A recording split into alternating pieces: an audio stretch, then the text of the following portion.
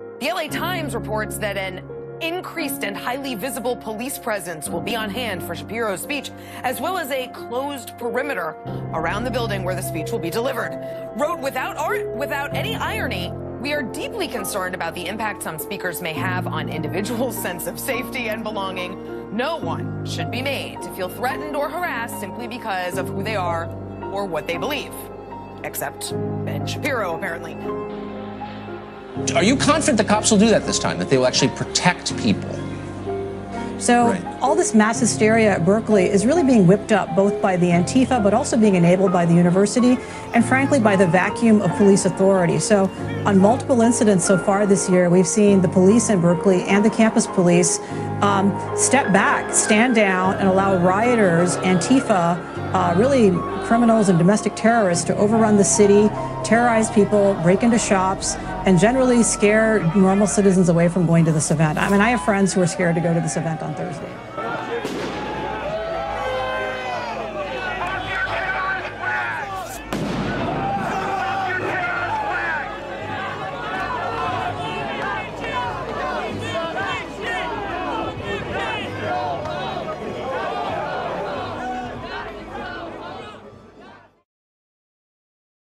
So today is actually quite an interesting day if you're paying attention. Today Ben Shapiro is speaking at UC Berkeley. How fucking fun is that gonna be? I can't wait for that till the videos come out. The only concern though is UC Berkeley, you must have heard of it before. The word Berkeley just flying around the place all over. It was a birthplace of free speech. Everyone, you probably heard that argument as well a lot of times. But now it's pretty much the opposite of free speech. And it is believed to become quite violent as they've already put 15K on security.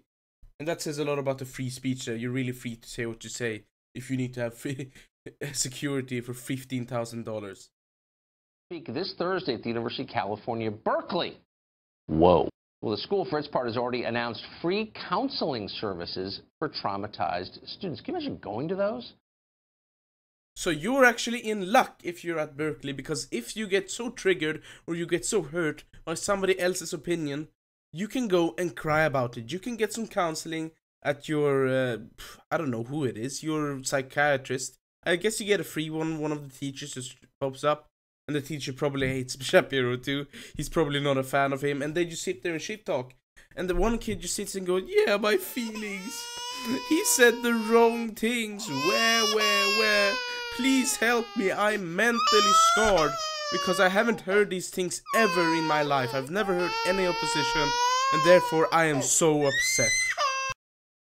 Imagine going to Berkeley yourself, okay? As somebody who's remotely right-wing, you gotta imagine you have some pretty goddamn strong guts. Ben Shapiro going to Berkeley is like going to hell and back. You won't escape it. It's a hellhole. I would never go there. I wouldn't. I don't think I ever would, because I wouldn't take that risk. I would get killed. I honestly think it is so dangerous. It is insane to go there. I can't fathom it that people would actually go there and have a speech and go somewhere else, but don't go to Berkeley. I understand free speech and all that, but you gotta think about yourself in just protection. Protect yourself. I'm all for free speech, but this speech sounds a bit too dangerous for you to get involved in. But you're fighting a bigger fight, and I can respect that. But I personally would not go there. I would not speak. For my own safety, man.